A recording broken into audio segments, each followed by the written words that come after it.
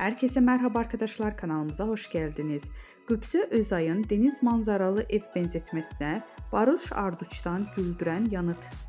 Mutlu evlilikleriyle örnek gösterilen çiftlerden olan Qübsə Özay ve Barış Arduç çifti bu kez esprili açıklamalarıyla gündeme geldi.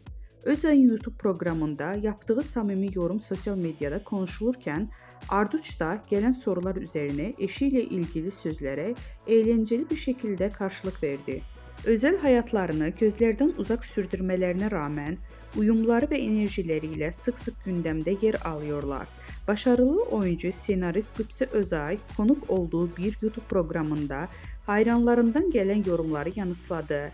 Bir takipçisi Qübsə her sabah kocama bak be diyordum şeklinde bir yorum yapmıştı.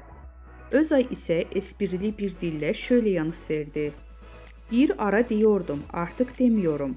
Deniz manzaralı bir evde yaşayınca bir süre sonra denize bakmayıp bırakmak gibi bir şey.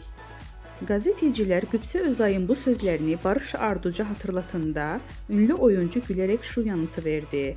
Ne diyorsa doğru söylemiştir benim karım. Vardır bir bildiği.